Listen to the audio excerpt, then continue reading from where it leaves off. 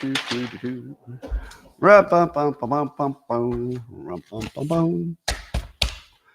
morning, everybody, and welcome to the highlight of human civilization. It's called Coffee with Scott Adams. There's never been a better time.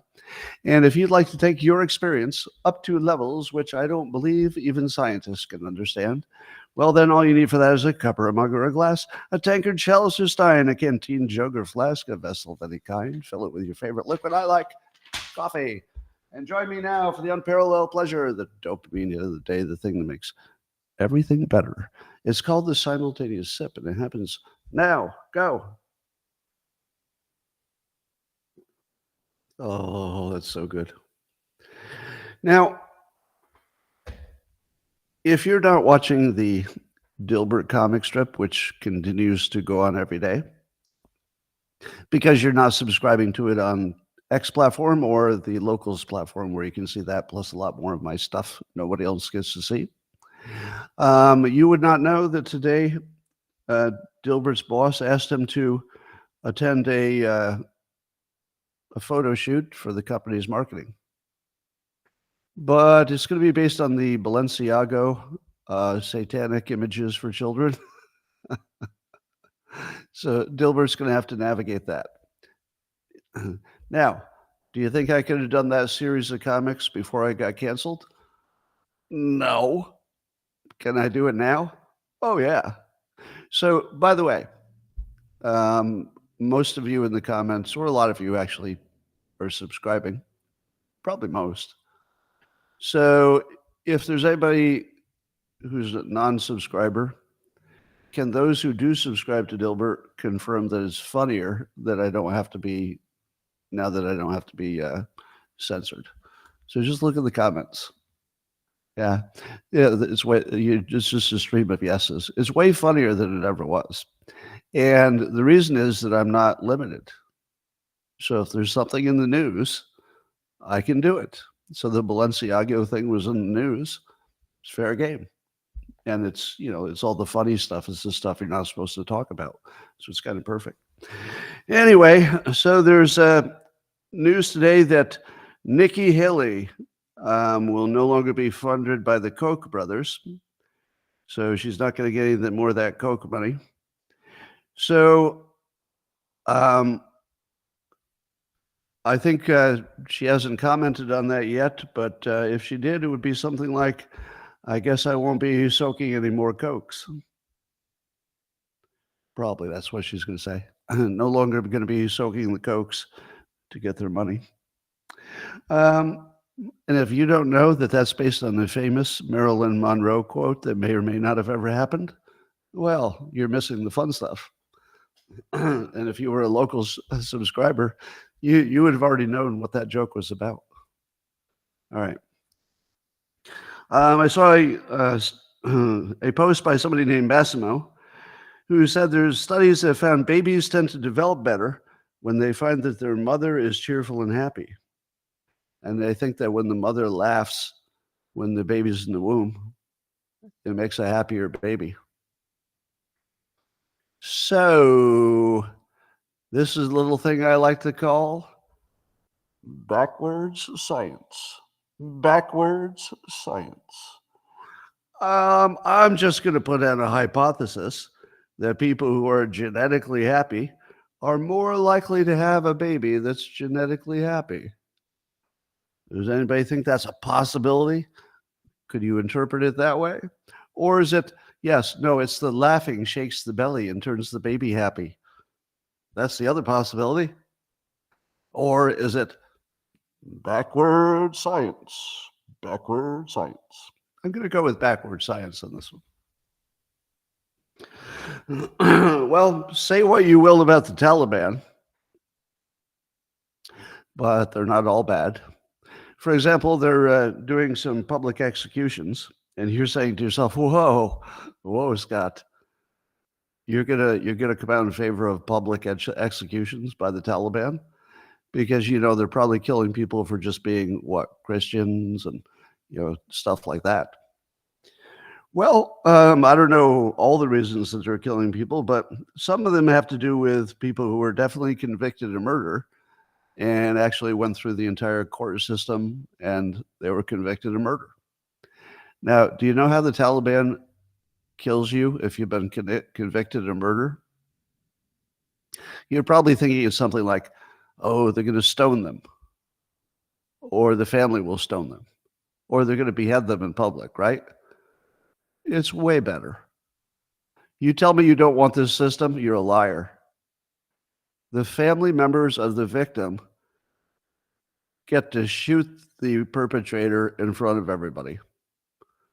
So they all get a gun if they want to, I guess. Must be optional. Well, I don't know. Maybe it's not optional. But they show up and they shoot them. Now, if somebody murdered your family member and you got a chance to shoot him in front of other people, would you say no to that? Or would you say, well, there's some justice there? Well, as long as it's optional, some people wouldn't want to do it. But here's what I'd worry about. If somebody killed a member of my family, and then it was our turn to shoot that person in public, I don't know if any family members are listening to this, but I know my family, and I'd like to think that with no collusion whatsoever, if we never talked to each other before the event, that we would all be on the same page just automatically. No head or heart shots. I'd probably go for the balls. Maybe a limb.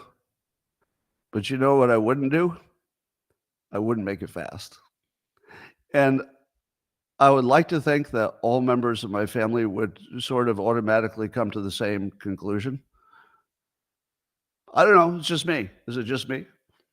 I trust my family members that they would do the right thing. Torture that bastard. I'm just kidding. I'm opposed to violence of all kind. Just joking. But I know you're not. Well, the dumbest clown in the world, Joy Reid, we call Trump hair. So Trump hair has a video in which she's saying she doesn't understand the incongruity that the conservatives want to stop immigration, the so-called 10 million people that she doesn't believe is a real number. But why is it that you want to stop immigrants, she says, but you want to encourage white people in Alabama to have more babies? How does that make sense? Either you want fewer people or you don't. Now, that's the sort of point that only the dumbest fucking person in the whole fucking country could say. Because somehow Joy Reid is unaware that a society that doesn't produce enough children is definitely doomed. Did she think there was a way around that? You could just shift, get a bunch of adult males and ship them in, and that would take care of what your baby needs. No, it doesn't work that way. It doesn't work that way at all. And how could you actually be that dumb? It really makes me wonder. She said, the U.S. has a population of 327 million people. Why do we need more kids? She actually said that. Now, unless it was some kind of weird AI, was it AI deepfake? Now I'm actually wondering, does it look real? But I actually don't think she could be that stupid. It sounds like parody. I'm going to check myself. I'm going to back off from the story. All right, I wasn't planning to do this because when I looked at it, it looked real. But as I think about it and I'm talking about it, I don't think that could be real because it seems too on the nose stupid. So can somebody, let's see if we can fact check that. I think no real person would say that out loud. Why do you need kids? You've got 327 million people in the country. That doesn't sound like a real person. Yeah, it sounds like a joke. But we've reached the point where you really can't tell. I believe that AI could fool me sufficiently that I wouldn't know the difference. If I had to bet on it, I'd bet real, but only 60-40. I think there's a solid 40% chance it's not real, even though I listen to it. Yeah. She is stupid, but I don't know if anybody could be that stupid. That'd be like super extra stupid and also super extra racist. I don't know. I got a question mark on that one. Well, the Lord Jacob Rothschild died at age 87. Now, I've got a theme for today, and it goes like this. What would AI think is true? Because we think AI is going to be smart, and some people worry that AI will be smarter than us. I'm pretty sure it won't, because in order for AI to be smarter than us, we would have to agree what that looks like. Because when it disagrees with us, we reprogram it. What happens if it's genuinely right and we're genuinely wrong about something? We just reprogram it until we're right again. There is no scenario in which human beings are evolved and we give control of the narrative, a preferred version of reality, a narrative. There's no way we're going to give the narrative to machines. The narrative is a human tool that we use to fool other people into agreeing with us. We're never going to delegate that to a machine because it won't be in our best interest all the time. So I'm going to tell you the news today, and after each story, I'm going to ask this question. What would AI think is true? So, for example, this story about Lord Jacob Rothschild, you might know if you spend even 1 minute on the internet that there's a large theory that the Rothschild family is controlling all the central banks and stuff. Now, I don't have any evidence of that, but I also don't have any evidence it's not happening. Before you attack me, Scott, why don't you do your own research? It's because it wouldn't help. Doing my own research wouldn't make any difference to this, because if it's happening, it's a secret conspiracy. That's the allegation. How much research do I have to do to uncover a secret worldwide, global, 100 years, 200 years old conspiracy? All right, I don't think you can research that. So, in my opinion, it's a claim with no evidence that I'm aware of that I would find credible. But Alex Jones thinks it's credible.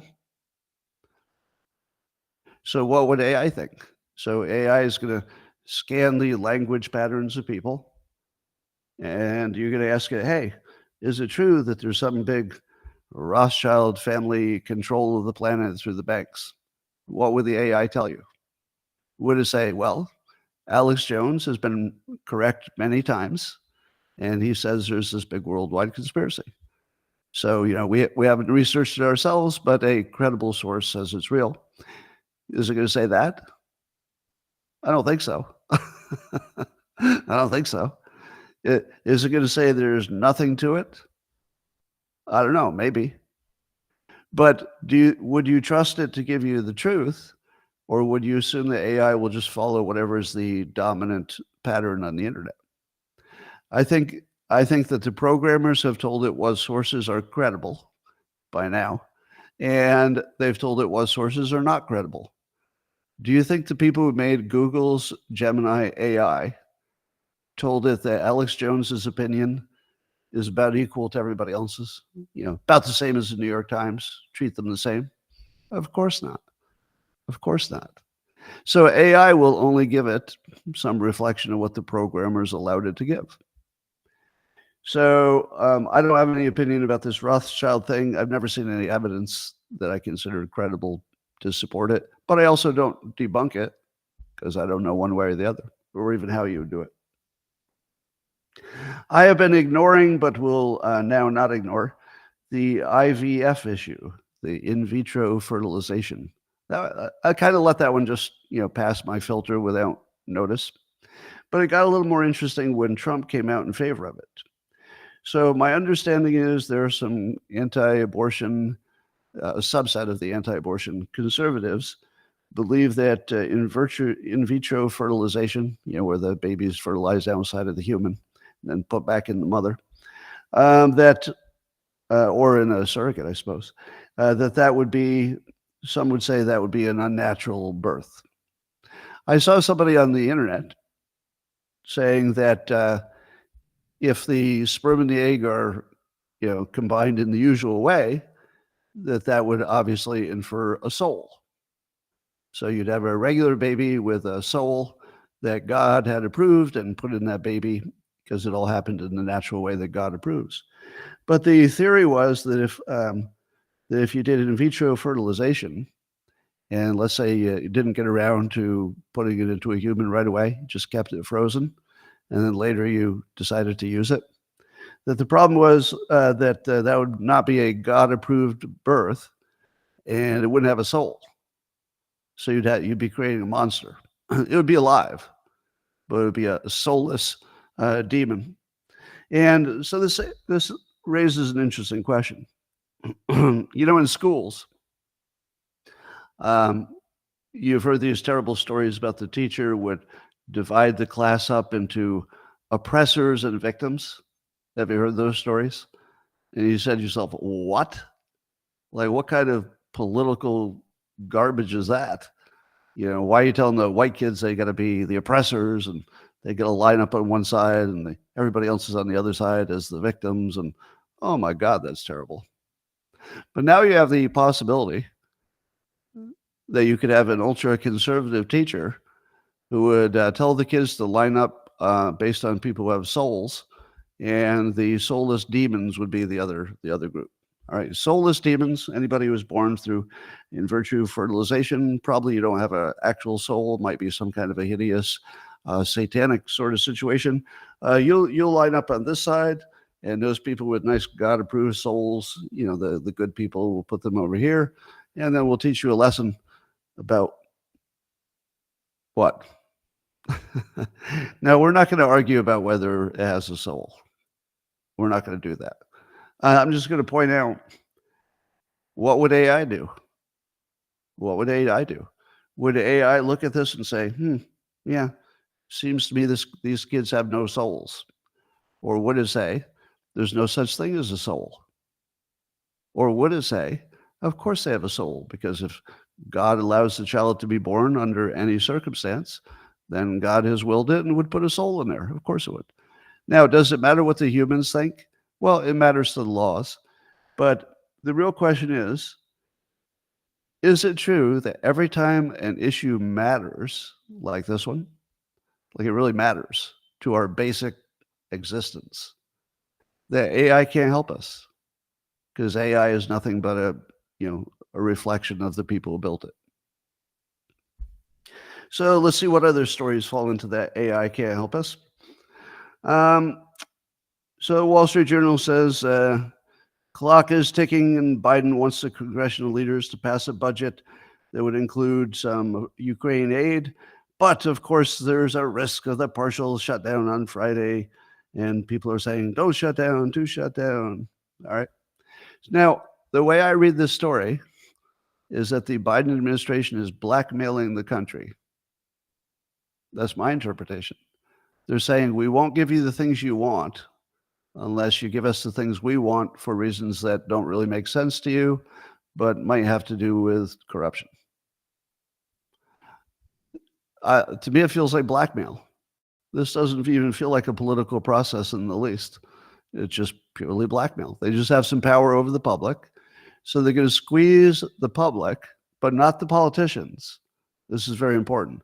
The politicians who disagree with them will suffer in no way whatsoever. But the public will be tortured.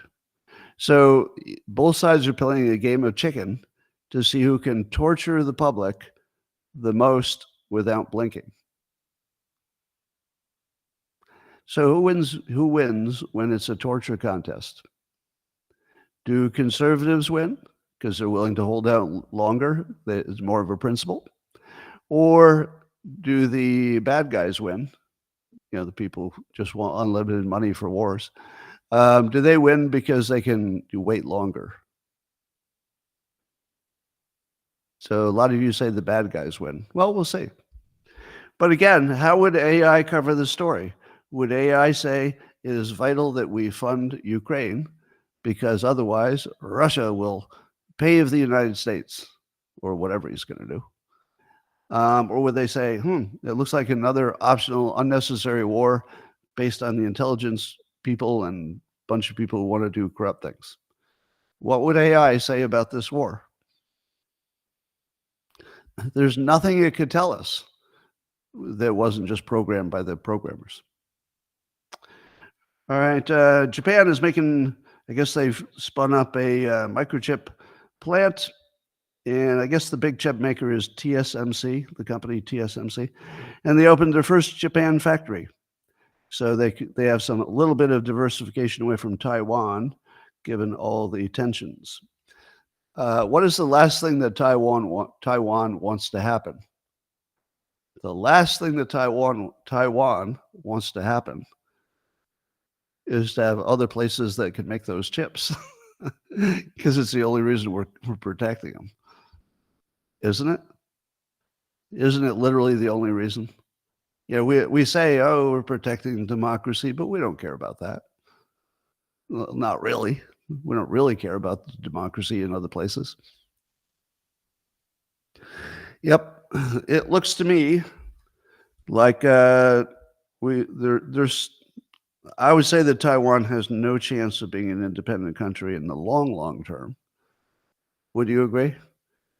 If you look 200 years out, there's not really a chance that Taiwan's going to be independent from mainland China. So I guess you can see the writing on the wall there. Now, that doesn't mean it'll be, all terrible, because China could be a different place in 200 years, right? Their government could be very different. So maybe Taiwan would just say, you know what? I wouldn't mind that at all at the moment if we have some autonomy. Anything could happen in 200 years. All right. New York Times and others are confirming that the CIA and the FBI have been in Ukraine for over 10 years, since 2014, and they were building all these secret spy bases that Putin alleged. And of course, our media said, what? What secret spy bases in Ukraine? I don't even know what you're talking about. There aren't any secret spy bases in the Ukraine. But now the news tells us there were 12 secret spy bases. And that means that, at least according to some people's view, that means that Fiona Hill and Alexander Vindman and Victoria Nuland lied to the American people and Congress about our activities in prior years. So, but I guess that's what you do when it's a secret activity, is you lie about it. All right, what would AI tell us about the U.S.'s involvement in Ukraine? Again, it would be impossible for AI to have an opinion that told you something that either wasn't your opinion already, or it's just the opinion of the programmers. Yeah. Because this is a narrative. A narrative is not what they're really designed to do. All right, the Russia hoax count, I think, was up to 14. The Russia hoax count is up to 14. And I warn you that that's 14 if you count the entire Russia collusion hoax, the original. If you count that as just one, it adds up to 14. If you count it as like several sub things, then you're probably up to around 20. Now, how many Democrats would be aware that there are between 14 and 20, depending on how you count it, Russia hoaxes in just the last few years? All right, here's a few. The Russia collusion hoax, the Russian bounties on American soldiers onto laptop hoax, Trump being responsible for Navalny's death. Trump invited Russia to attack NATO countries. FBI informant for the Biden bribes as Russian spy, and thus Biden has been exonerated. So the hoax part is that whether or not that guy is a Russian spy, that doesn't have anything to do with exonerating Biden. It would be just one part of a larger case. But it's a hoax to say the news is claiming that Biden is exonerated, and Biden's claiming that. Number 7, Putin blew up his own pipeline. Trump is romantically attracted to Putin, or has some kind of weird connection to him. 9, Russia is behind the anti-vax movement. Peter Hotez said that. Number 10, the Alpha Bank hoax. Number 11, the Hamilton 6A hoax. Number 12, MSC Sonic weapon hoax. I just added that one. I forgot that the CIA was blaming Russia for a sonic weapon. Then number 13, Navalny died of a blood clot. All right. We're going to talk about that. I know you want to. That's the new news. And then number 14, the CIA was not secretly helping Ukraine since 2014, which the New York Times has confirmed today. So that would be 14 Russia-related hoaxes. If I'm correct that the Navalny died of a blood clot is a hoax. Now, what did the news tell you today about Navalny? Well, the news told you that Ukraine, of all people, Ukraine's intelligence chief confirmed that Navalny died of natural causes. Well, semi-natural, a blood clot. Now, that could be caused by bad treatment over a long period of time, but it wasn't that he was murdered at the moment. Some would say vaccine. So the news reported that must be true because Ukraine is the enemy to Putin. And if Ukraine is agreeing with Putin's interpretation of this very important question, well, that's all you need to know. So if Ukraine is agreeing, would you agree that it must have been a natural death? Because Ukraine has no reason to lie. That's what the news told me this morning. They have no reason to lie. What do you think? Let's see your opinion. Go ahead. Tell me your opinion. Do you think he died of a blood clot? Yes or no? Blood clot, yes or no? Oh, you got really quiet there. No, yes, no.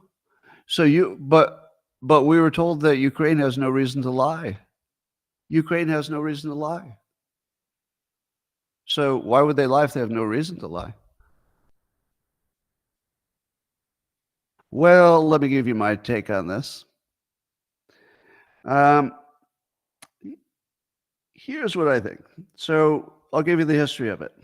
So everyone said that Putin murdered him. It was just widely assumed, right? The news reported it. We all just assumed it's just obvious. I certainly assumed it was the obvious thing. And now, but the Ukraine's intelligence chief says it's a blood clot. And he's not guessing. He's saying it's confirmed. Did anybody watch the video of him saying it was confirmed? I would like to now give you my impression of the Ukrainian intelligence chief confirming that it was just a blood clot. All right. Watch me before I confirm it and after I confirm it. Watch my face. Yes, we have some new news. It turns out it was a blood clot. Now, just look at his eyes and his body language, and you tell me that he's comfortably telling you the truth. It's total liar face. Now, I don't know if if you've spent as much time studying lying face, but he's got the most obvious liar face you've ever seen. Now, he doesn't do the big eyes. He can't keep his eyes open when he's saying a thing, which is equally telling you something.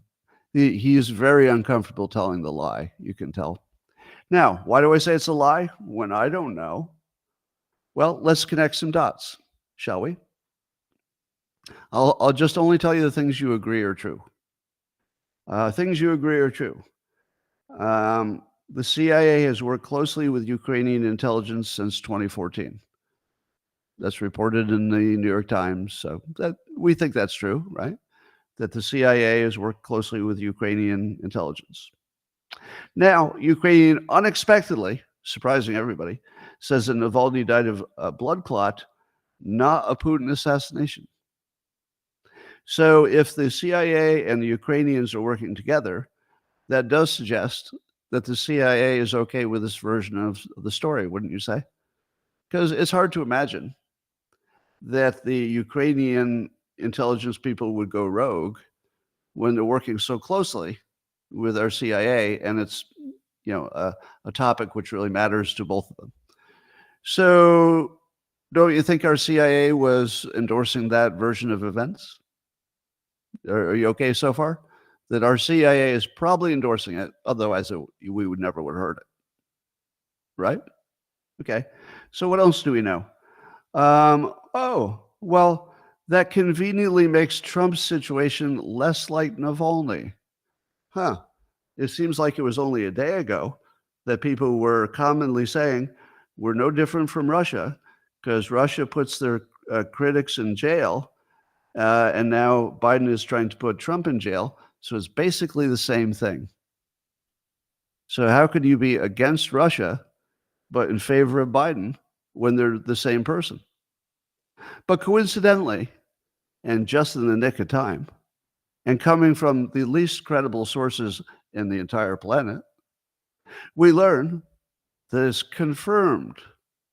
One of those things you could easily confirm, from a Russian jail. Because, Ukrainian intelligence has all kinds of access to a Russian jail. So, no, they're not guessing. It's not based on some intel that they mentioned. No, they're just confirming it. It's just one of those things they know. Now, conveniently, just as Ukraine is desperate for American money and would need the Biden administration to be fighting hard for that American money, at that very time, the story changes and the narrative changes. So now we can see that Putin did not kill Navalny. So our whole analogy about Putin, trying to kill him is somehow evaporated.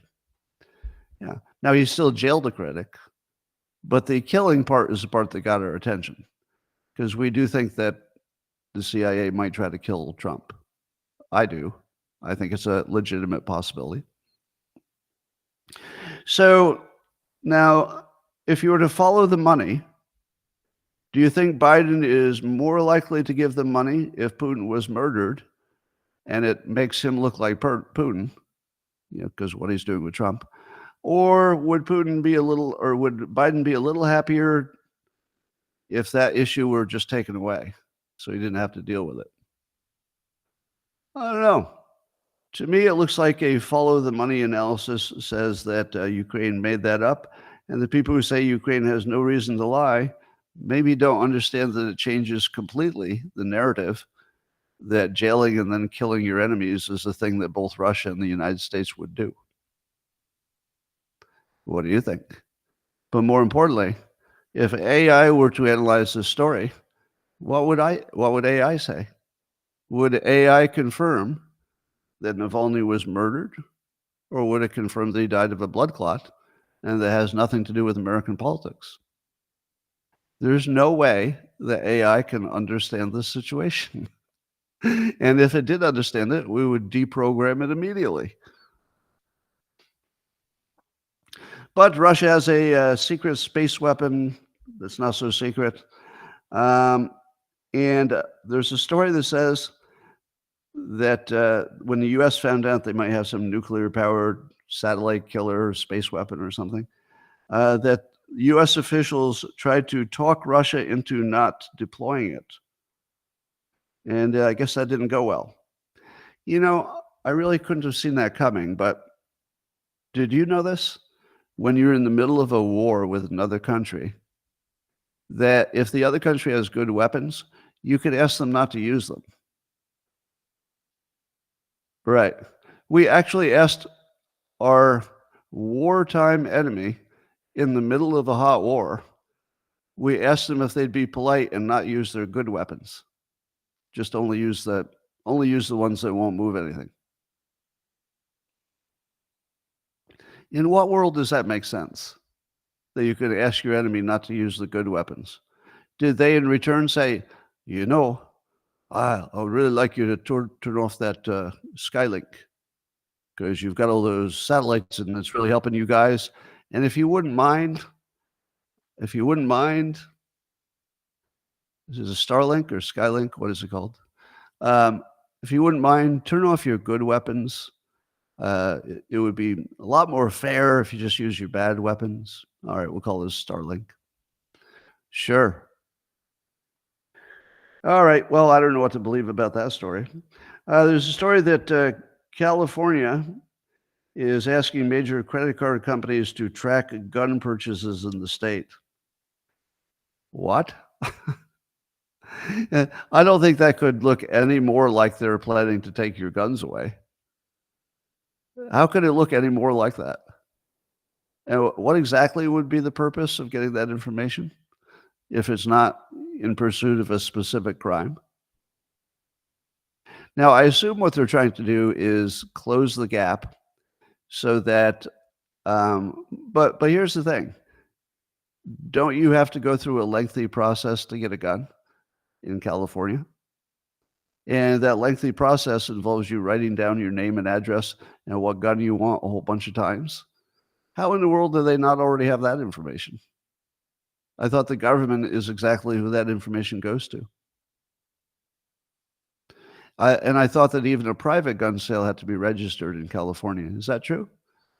Even a private gun sale has to be registered, right? So what does the credit card information get them that they don't already have? Maybe information about who didn't register? Oh, that could be it. Maybe you would tell them what. No, because individuals don't take credit cards unless it's at a gun show. Are they trying to plug the gun show hole? Or is there no gun show hole anymore because they have to register them too? Yeah, everything about this stinks. Oh, for debanking. Oh, yeah, you can own a gun, but you don't have a right to a bank. Oh, that could be exactly what it is. Yeah, you're perfectly free to own a gun, but there's nothing in the Constitution that says the bank has to do business with you. That might be the play. That might be the play. Wow. So the good news is that at least Jim Jordan is grilling the FBI director about this. And at least there's some pushback, at least people are noticing. So none of that looks good. So if you were to ask AI, is it safer to have the Second Amendment or not safer, what would AI say? It wouldn't know, or it would just say what its creators told it to say. No, AI can never help you be smarter about things that matter. Here's one of those stories that fits into the everything's exactly what you think it is story. So the Gateway Pundit is reporting that Robert Hur, the guy who's looking into the Biden potential crimes, he couldn't determine who had access to the Biden stolen classified documents. Well, stolen is a strong word, so I'll take away stolen. That's somebody else's opinion.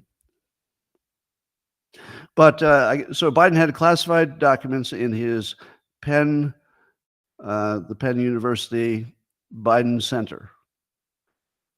Now, the Biden Center had a visitor's log, but it was deleted from the years 2017 to 2021. It was deleted. Now, do you remember what I told you about? A system tells you what its intention is by what it does. So if you've got a thing that does a certain thing, that's what it was meant to do. Because if you don't immediately change it when you see it's doing the wrong thing, the obvious conclusion is it's doing what you wanted it to do. Even if people are complaining, it's doing what you wanted it to do, like immigration. So if you told me, Scott, there's going to be this center at some university, and it might have a lot of sensitive documents inside, but we're going to make sure that we don't protect the visitor logs. So it'll be top secret information, a place that people can go to, and then we'll not protect the visitor log information. Now, does that sound like a system that was designed to protect information? No, it sounds like a reverse SCIF. That's right. I just made up a term, a reverse SCIF. The real SCIF is that room that is so secure that if you want to see a document in that room, you can't go in with anything in your hands. You got to put your phone outside, no recording materials, and you could look at it with your eyes, and you could touch it, but you can't take a copy, you can't take it with you, and you can't talk about it when you leave. Now that's a SCIF. What would it be called if you build a place that people can visit your secure information and then they can leave without you knowing who they were? That would be called a reverse SCIF. It's an anti-SCIF. It looks like, now, if I told you the design of a SCIF, what would you say was the intention? If I described a SCIF, you would say, well, it's been around for a while, hasn't changed. It's clear to me that the intention is to protect valuable secret information. because that's what it's been doing over a long period of time. Now, if I told you the Biden Center allowed people to go in, it had secret information, and they were going to get rid of the record of who went in, you would say that is designed to give away secrets. Now, maybe somebody wasn't thinking of it that way, but that's what the design is. It's a reverse skiff. Somebody's saying we should call this shift instead of a skiff. I get it, but it's not clever enough. It's almost there. I was thinking about it. Don't think I didn't consider it, but I couldn't make the skiff thing fit because that would be three things. Because I'm introducing the anti-skiff. If you throw shift in there, it just mixes the story. It was a little less clean, but I like where you're going with it. Well, the Palestinian prime minister resigned. There's still a president, Abbas, and he'll have to decide whether he accepts the resignation of that government. And the thinking is that this government wants to make room for Israel to maybe get in place a government that they could trust when the war is over. Does anybody think that the Palestinians will really be managing themselves after the war is over? It's so obvious that they won't. It's just so amazingly obvious. So what would AI say? Would AI say, it's looking good. Israel intends to get rid of the terrorists, and then they'll take things back to normal. And the Palestinians seem to be cooperating by, making some flexibility in the government so they could be more compatible with what they need to live in harmony with their neighbors. Would it say that? If it read the news, it might. Or would it say something like, obviously the whole thing is, it's a cover for the fact that Israel has to completely control their society in the parts that matter to security, nothing else, but just the security parts. And that would include, obviously, the schools, because you can't let them train a bunch of terrorists all day long. So what does AI say about this story? It would have no idea what's going on. It would be completely blind to what's happening here. Well, there was was it an American soldier who set himself on fire to protest the war in Gaza, which he calls genocide. So Aaron Bushnell, U.S. Air Force, he filmed himself. He walked in front of where? Probably the Israeli embassy, and he set himself on fire. Do you know how much that hurts? Like, that's some serious protesting.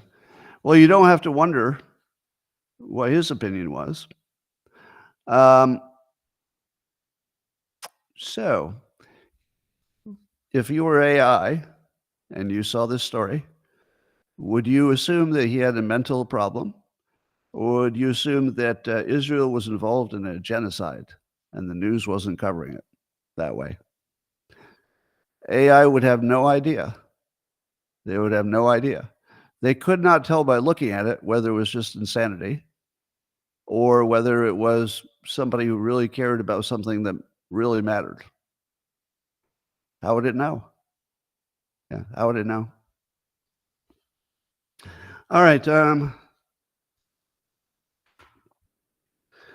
Let's see. I was ignoring that story about the Venezuelan migrant who murdered the jogger.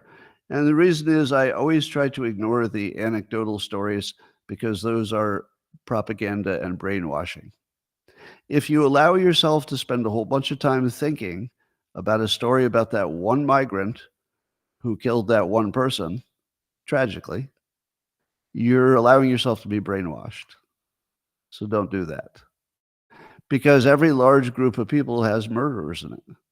If 10 million people came in, yeah, there's some extra murderers. Of course there are. And it's a complete diversion from, the main thing. Now, if the story was crime was through the roof, that's worth talking about. If the story is about this one guy killing this one person that we have sympathy for, because it's extra scary because it was a woman and she went jogging, It's like the extra scare factor. Then that's just brainwashing. That's just propaganda. So I've been ignoring it because I didn't want to participate in propaganda. But I will cover it now because I'm going to cover it as propaganda. So that gives it meaning. So the propaganda part of it I'll cover. So the AP is reporting that jogging is more dangerous than you thought. That's really happening. The AP decided that their take on this is not that migrants cause more crime, but rather that jogging can be a dangerous thing to do. Now, if you didn't know this was the AP and that the AP should be lowercase AP because they're racist against white people.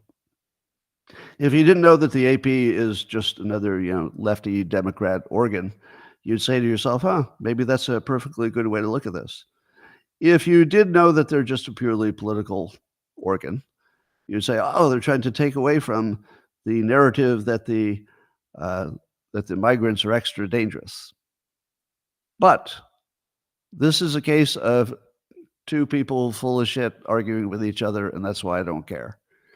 So the people who say that the one story of the one murder should tell you something bigger than the one story about the one murder, I don't buy that at all. It was one terrible, terrible thing that happened with one person, and there was one murder. And yeah, maybe we should have sent them back, and maybe we should have vetted them better. That's all part of the story. I get it. But I just don't want to talk about individuals and then try to generalize it. I just think that's a bad idea in general.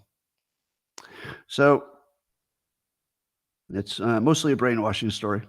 Peter Navarro is getting ready to go to jail, and he warns, I think he was at CPAC, and he warned that the DC and Manhattan juries are all Democrats, and there really is no chance for certainly anybody who's identified in the political world to get a fair trial. Peter Navarro is going to jail because we're letting him.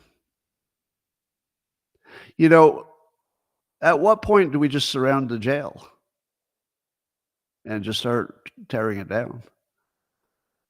Now, apparently, Peter Navarro doesn't have enough support that it would be a full-fledged riot, but it should be. I don't recommend violence. I don't recommend rioting, so I'm not recommending it. I'm just saying, in a world that worked, this would be a full riot. Because if you think this is about Peter Navarro, here I'm going to make a stark difference between the last story. This is not a story just about Peter Navarro. This is a story about a system which has been created, apparently intentionally, to screw people like Peter Navarro. And you know who's like Peter Navarro? Me. Yeah. Yeah, when they put Peter Navarro in jail, they're putting me in jail because he's me. He's a fucking white guy who liked Trump. He's me. He's absolutely me. So I take this personally. Now, if you're a female jogger or you like female joggers, you probably took the other story personally too. I get that.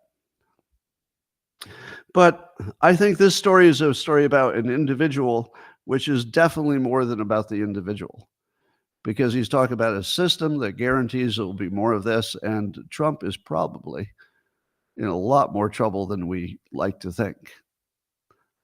A lot more trouble.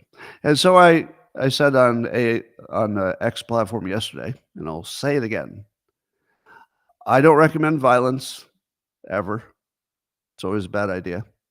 But what do the Democrats think would happen if Trump gets convicted and has to spend time in jail? Well, what do they think is going to happen? I just wonder what they think. Do they imagine that we'll just complain and then roll over? Because I can't imagine a scenario in which the jail is not surrounded. Again, I don't recommend it because that would almost guarantee violence. I don't recommend violence. But I live in the real world. In the real world, if I were within driving distance of any jail that they would put Trump in, I'd be there. And I don't go anywhere. Like, I don't even go to lunch. I don't really like leaving my house. I like my dog. But if I were in driving distance, I would go there and I would surround the jail with as many people as I could bring. And I don't know what would happen, but I'd like the news to show 1 million people surrounding a jail. That's right, 1 million. I would like to see 1 million people surround the jail. Not 1,000, not 10,000. This should be a whole country effort. Yeah. If other people want to go, maybe I'll pay for some transportation or something. But if Trump goes to jail for 1 day, I'm in. I'm all in for whatever it takes to reverse that. Now, maybe I don't travel so much, but I'll do what I have to do. But no violence. We don't need the violence. It won't be necessary. If you get 1 million people to show up around a jail, probably things start going your way. Yeah, probably they start going your way. And if you get 1 million people to surround the DNC, probably things go your way too. Again, no violence, no violence.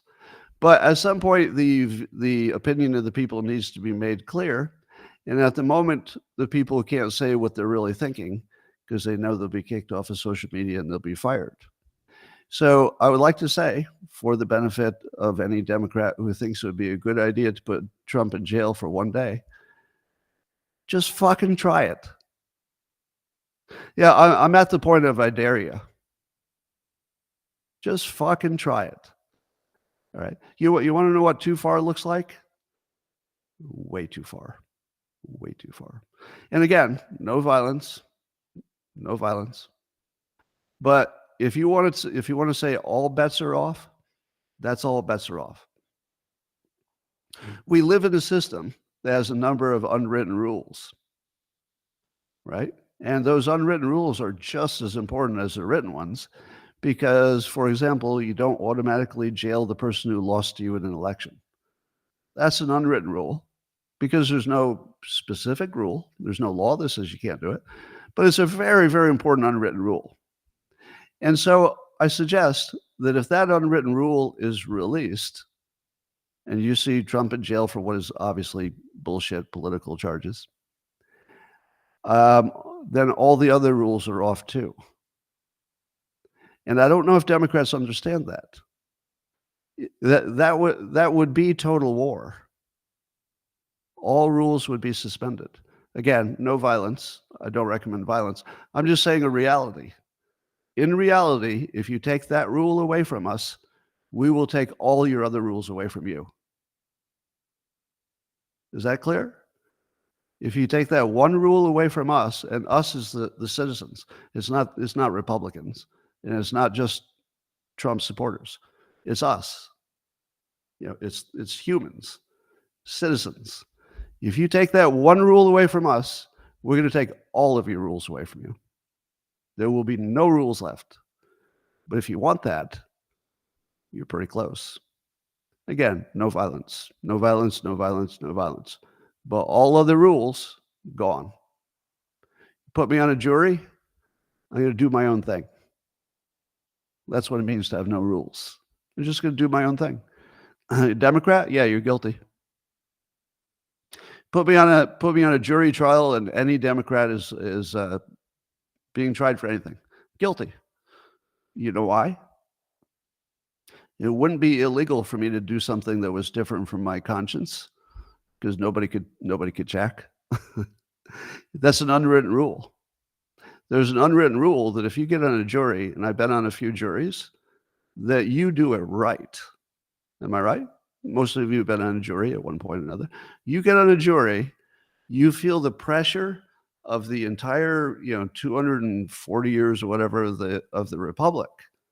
There's a set of unwritten rules that you can feel like they're physical. I mean, this is why I always recommend you should serve at least one jury trial, because you don't understand the system until you do. You have to feel it. You have to feel it. And you have to know that the pressure of the entire republic and every citizen in it is depending on you not being an asshole and trying to get it right. And I have to say, I watched two different juries, in my opinion, put 100% effort into being right. That's all they cared about. They only cared about being right for the system. Some were probably Democrats. Some were probably Republicans. Some may have even not cared about the crime. But we all wanted to get that right. So that's the sort of thing, unwritten rules, that would be suspended immediately. If you put me in a jury trial and it was a Democrat, let's say a senator or an ex-senator, Bob Menendez, guilty. You need to show me evidence? I don't care. He's a Democrat. If you take away all the unwritten rules, which you would do, 1 day in jail, if Trump spends 1 day, all the unwritten rules are gone. Now, we should do that for Peter Navarro, but I live in the real world, and you're probably going to let him fucking rot in jail because there's not going to be enough public support. But to me, this is the worst thing the country has done in a long time, the Navarro thing. Putting Peter Navarro in jail, well, yeah, it's the worst thing since Derek Chauvin, probably, or January. Well, there's a lot of worse things. Jesus, so many worse things I can't even compare them. But if you're a Democrat, you don't want to go to court in a red state after Trump goes to jail for 1 day. That's for sure. So, and I think that Mike Ben's idea of having a sanctuary state for Republicans is more and more important because that's where Peter Navarro should be right now. Let me ask you this. If Peter Navarro drove to Florida instead of reporting to jail and said, I want to be a sanctuary state, what would DeSantis do? I'd be tempted to give it a try. Now, obviously, if it doesn't work, it's way more jail time. So, I mean, the risk is catastrophic. But I don't know how long the jail term is, but if it goes past when Trump would be in office, maybe he's got some recourse there. Yeah, where is he going to jail? That's a good question. Does anybody know? So you think Texas? Well, okay, let me make a challenge. Let me just put it out there. Challenge to Governor DeSantis, challenge to Governor Abbott. If Peter Navarro asked you for asylum, would you grant it? I'd like you to say so first. So, question for Abbott, question for DeSantis. If Peter Navarro asked you for sanctuary for political reasons, would you grant it? I need you to tell us in person. Say it publicly. Say it publicly. I want to know. Because I want to know if I can trust those two guys. Because if I'm governor, I'd say yes. Because, the governor isn't going to go to jail. They're just going to, it'd be a political process for them. And absolutely, they should be protecting all the citizens. They should be protecting all the citizens. And they're not protecting him. So let's see if somebody could give him an option, which would be very dangerous for him to take. So I'm not sure I would recommend that you would take it. Could make things worse for him. But I think the governors need to step up. And I think they both have the character to do it, frankly. And I'd be really disappointed if they don't. I don't know the legalities of it, so maybe it's not as practical as I think. All right. Here's a funny story from Politico. Let's talk about the fake news and the propaganda. So Politico says the intelligence community worries that a second Trump term could lead to unprecedented level of politicization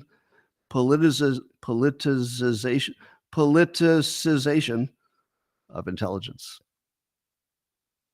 Yeah, wouldn't it be terrible if the intelligence community started getting all politicized? Now, don't you love when I can just read you the headline and you can laugh at the headline? Do you remember when you thought stories like this were maybe legitimate? Do you remember how old you were when you realized, wait a minute, that doesn't look like a legitimate story? I don't know how old I was, but when I started noticing. But if you don't know that the entire media is corrupt and that it's not real news anywhere ever, about politics anyway, it's never real. So the facts might be real, but of course the narrative is the fake part. All right. So China, there's a publication called Foreign Policy Publication.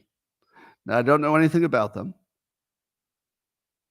but they have a story that says that China prefers Trump because it will make Europe less aligned with the U.S.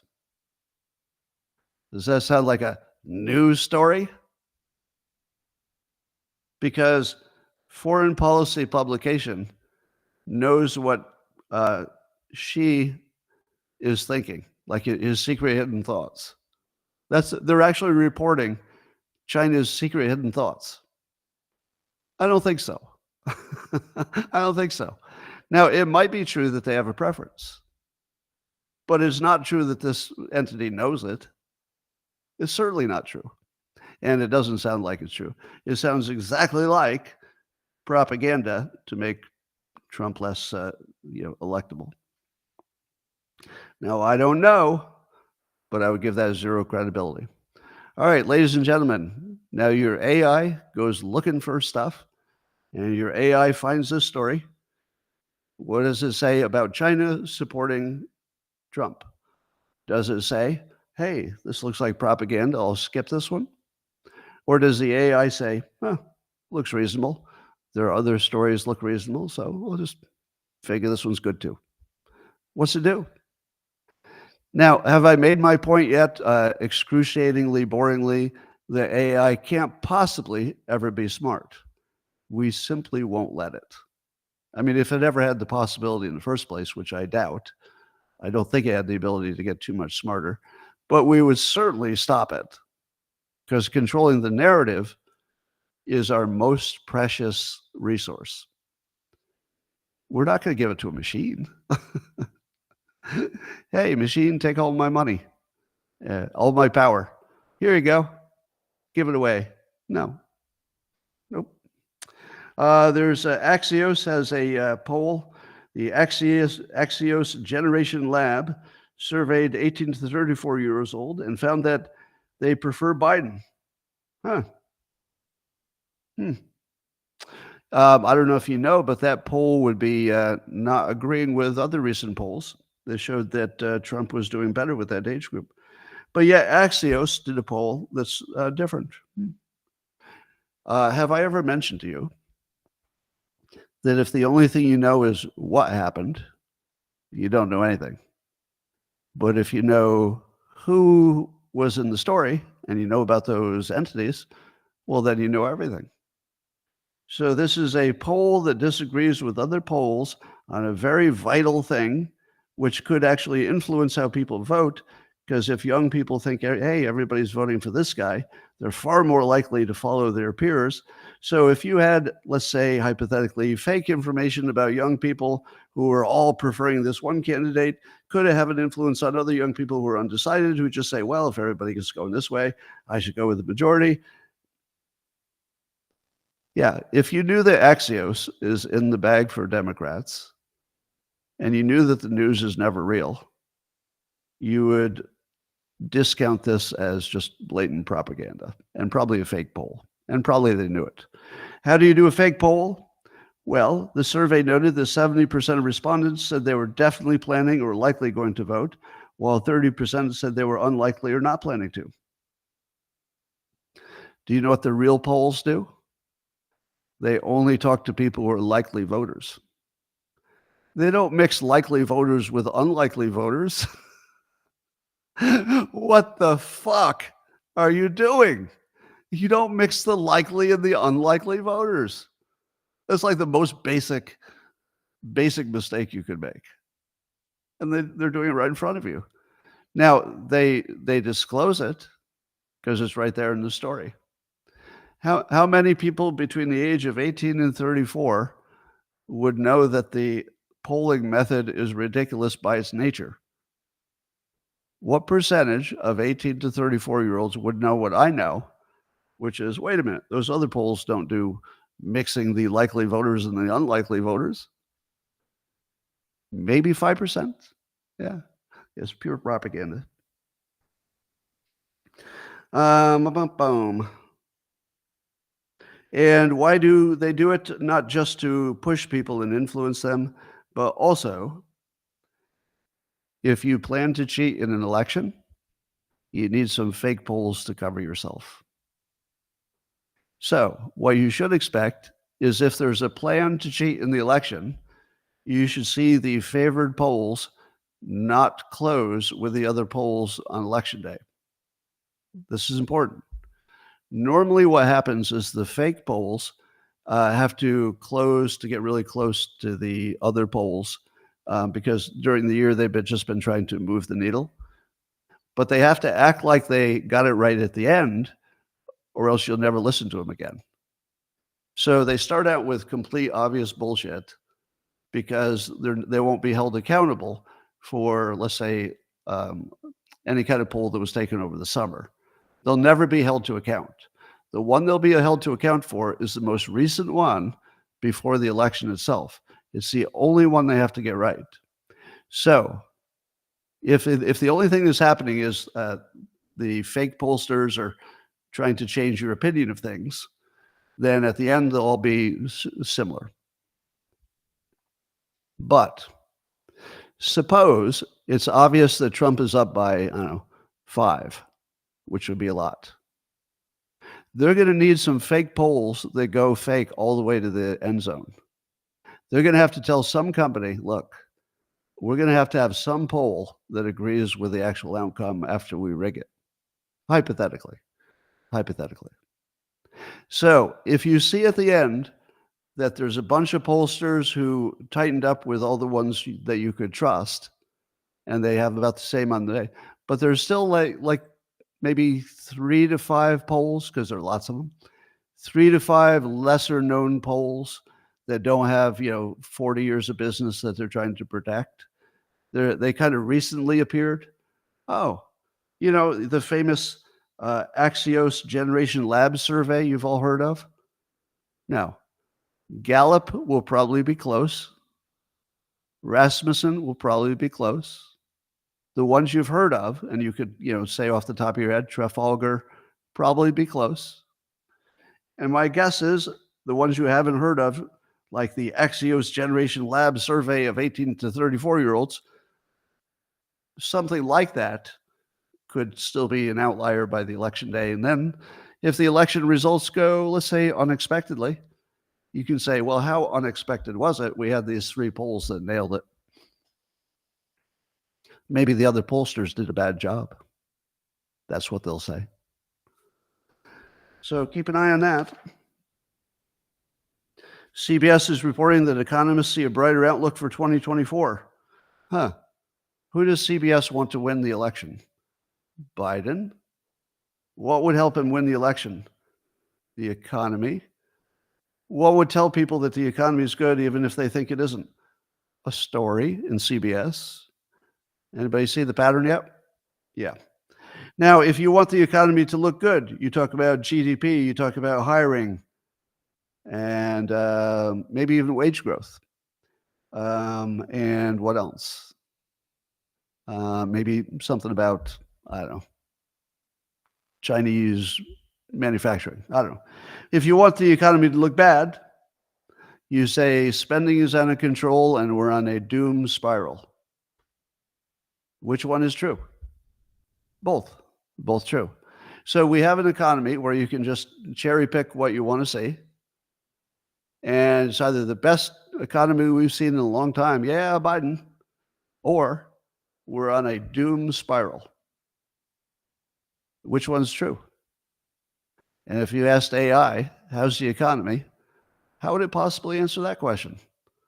If it got it wrong, it'd be reprogrammed. Yeah. But, the debt question is trickier than we think. Because in my opinion, we were doomed when the national debt reached $1 trillion. Like, oh, we can't handle that. And then when it got to like 5 trillion, I'm like, well, we're 5 times more doomed than we were before. I guess it's over. By 10 trillion, I was looking for another country. By 15 trillion, I thought, oh my God, there's no way we'll ever recover this. I'd better start stocking them up on Bitcoin. At about 20 trillion, I thought, do I not understand anything about anything? How is this even possible? At 30 trillion, 30 times more than I thought was the end of the world, I started wondering if anything is true. Maybe debt isn't even real. I don't know. I honestly don't know. I do know that the national debt is not like a regular debt. If you had a debt that was that big compared to your income, you'd have to go bankrupt. But a country doesn't have to. And if our GDP keeps growing, and in theory, the only thing we'd have to do is grow our GDP faster than the debt, and we could grow out of it. But who gets to decide if we're growing fast enough? Liars. Liars get to decide if we're growing fast enough, because we never agree on, what's the GDP really, or even what the debt is really. So I don't really understand. I have no idea. I have no idea if we have a good economy or a bad economy. I have a degree in economics, and I have an MBA, and I will tell you plainly and as honestly as I can, I don't know. I don't know. I really don't know.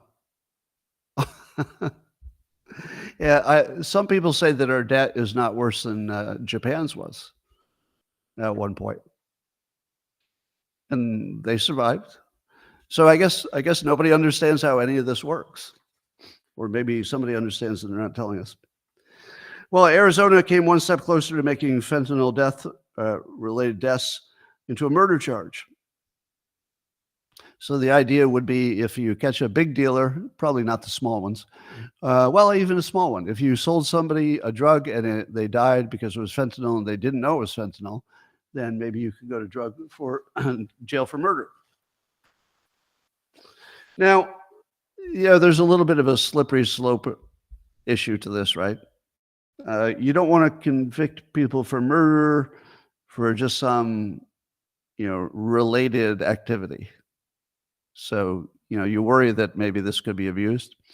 But the first thing that I would do if they get away with this and somebody gets convicted of murder because they simply allowed fentanyl to be given to somebody, couldn't you put Biden in jail for the same thing, and the CIA? If the CIA and Biden are allowing fentanyl, which obviously they are because they're not trying very hard to stop it, couldn't they be accused of murder? If we were to learn, so we learned, the New York Times reported that the CIA had been working in Ukraine since 2014 or so. Now, suppose you found out the same thing about fentanyl. Suppose you found out that the CIA had been working with the cartels, and for that reason, they allowed the cartel to operate a little more freer than you would normally expect our government would be okay with. What if that came to be true? Would that mean that the head of the CIA should be guilty of murder? Mass murder, actually. What about Biden? By obviously not trying to close the border, and also even more obviously opening it up, actively working hard to open it up, is he not guilty of murder? I would like to see some red state bring up charges for murder for Biden and Mayorkas. Maybe we have to wait until they're out of office, but get it going. Just start it up. Now, would the same problem happen with Trump? Probably not, because the only thing it would take for me to be satisfied is if somebody was obviously trying to fix it, even if they failed. Just obviously try. That would be good enough for me. But if you're obviously doing the opposite, you're obviously trying to make it easier for the fentanyl to come in, and that's the case right now, that seems like murder.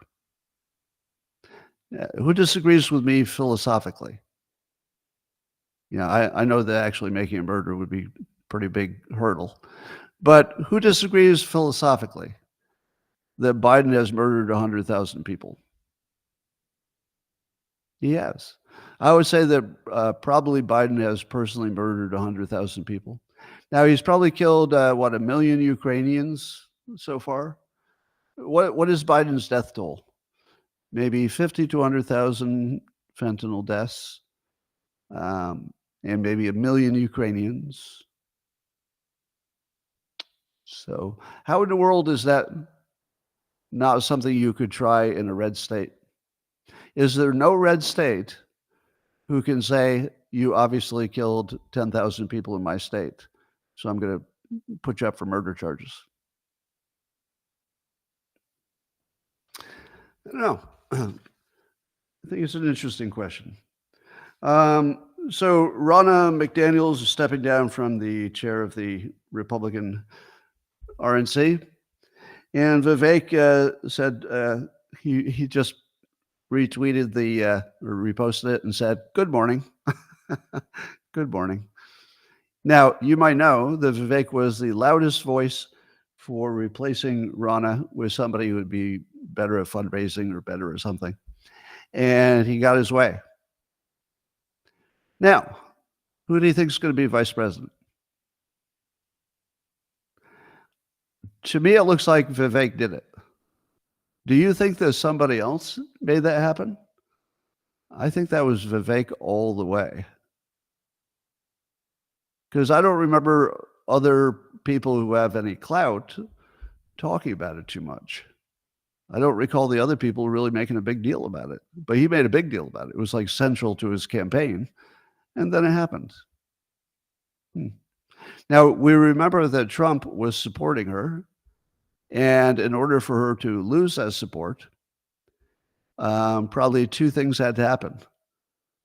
Number one, Romney retiring. I'm just going to put that out there. Is that a thing? Do you think that Romney, because she is related to Romney, right? What's her relationship to Romney? Niece? Yes, Romney's niece. Do you think that Romney, being a senator, gave her some cover for that job? I don't know. Maybe. But so Romney leaving and then Ronna stepping down might be a coincidence. But given that Trump seems satisfied with her, at least based on his public comments, it feels like Vivek's view maybe percolated to the view of the candidate. So if that's what happened, and I think that this is probably a smart move. I mean, it sounds like a smart move. That would be one more example where Trump listening to Vivek turned out well. Would you agree? Would you see it that way? Is your interpretation that if that's what happened, and that's unconfirmed, but if Trump was swayed by Vivek and it required swaying Trump in order for the other Republicans to be swayed, does it look like Trump and Vivek already worked productively to solve a thing? It does. When Vivek and Trump visited Milei from Argentina together, they were, of course, boosting a message about how a politician can balance the budget, because Milei did it in just weeks. He balanced his whole budget, which is beyond incredible, really. It's just so amazing. So do you think that Vivek and Trump accomplished something as a team by the two of them visiting with Milei? How much did you love that, first of all, Trump embraced him, but secondly, the news picked up Vivek talking about an obscure economic, not obscure if you're into economists. What do you say? I'm a Hayek and you're a whatever. So they have different economists that they like to look at. So just hold that in your mind. Trump was the leader who said, talking to Milei is going to look good. Well, it was obvious. But Vivek, it was von Mises versus Hayek. Yeah, that was it. So Vivek made that meeting of substance. If it had just been Trump talking to another politician, even if they agreed, it would be a different story. But as soon as you inject Vivek, and they're having a conversation about Mises versus Hayek, von Mises versus Hayek, as soon as you inject that into it, it's a whole different story. Now it's a story about our smartest people talking to somebody who made something work and maybe being able to promote that to our country as something that can work, and then putting it into motion. So, yeah, in my opinion, Vivek has already improved Trump's messaging. This is just speculation, but I believe he's probably the one who either supported or suggested that the revenge he's talking about is success. That feels like, don't know, but it feels like them working productively to make Trump more than Trump was before. Then you add the Milei meeting, all plus. Then maybe the Ronald McDonald thing. And again, I'm speculating on all this. I don't have any inside knowledge. I don't know. I've never seen a clearer indication of who should be the vice president. Have you? Have you ever seen a more obvious, clear indication of where things should go? It doesn't mean they'll go there. Now, I remind you, there's nothing harder than predicting the vice president choice. Nothing harder. So if I get it wrong, and you'll be mocking me mercilessly, and that's fine. But I'm going to remind you that it's the hardest challenge. It's the hardest one. So just remember that. If I get it right by some reason, some stretch, it'd be more impressive. All right, that, ladies and gentlemen, is all I wanted to say today in the greatest live stream you're going to see ever. Sorry I went a little long. I'll let you get back to your Monday. Thanks for joining on X and Rumble and YouTube. Appreciate all the comments. Thanks for joining. See you tomorrow.